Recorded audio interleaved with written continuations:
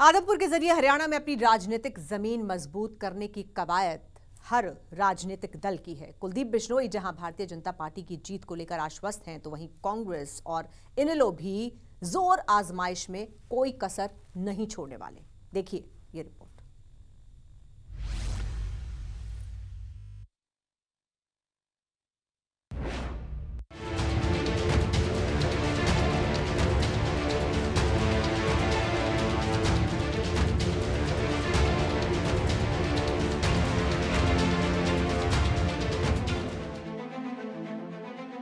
आदमपुर उपचुनाव का शंखनाद हो चुका है। सभी राजनीतिक दलों के अपने अपने जीत के दावे और वादे हैं, लेकिन सबसे बड़ी चुनौती कुलदीप बिश्नोई के सामने खड़ी है, क्योंकि आदमपुर सीट दशकों से बिश्नोई परिवार का गढ़ माना जाता है और ये आदमपुर सीट ही है जिसकी बदौलत बिश्नोई परिवार अपनी साख बचाए हुए है।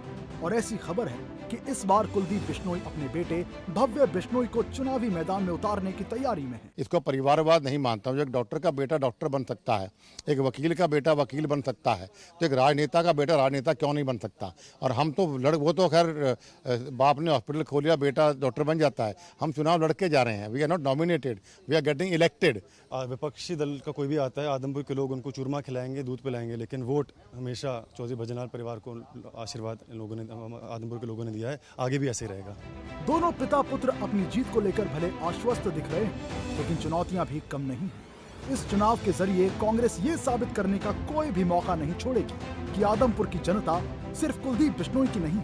मैंने कहा कि वहाँ कांग्रेस पार्टी ही का उम्मीदवार जीतेगा। वहाँ कांग्रेस पूरी तरह से तैयार है और लोग भी तैयार हैं। लोग भी चाहते हैं कांग्रेस पार्टी की ओर देख रहे हैं, कांग्रेस पार्टी की जीत वहाँ।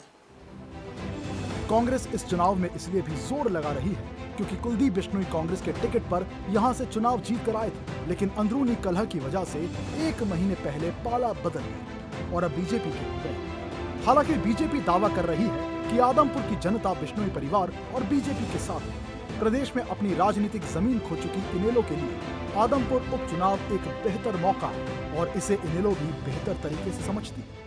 6 अक्टूबर हिसार में इनेलो की ओर से राष्ट्रीय एवं राज्य कार्यकारिणी की अहम बैठक बुलाई गई है, जिसमें उपचुनाव पर भी मंथन किया जाएगा। पार्टी की मीटिंग बुलाई है, हिसार में मीटिंग करेंगे और मीटिंग करके किन किन नेताओं की कहां कैसे कैसे ड्यूटियां लगनी है वो तय करेंगे। आदमपुर उपचुनाव के जरिए इस बार आम आदमी पार्टी भी हरियाणा में एंट्री कर चुकी है।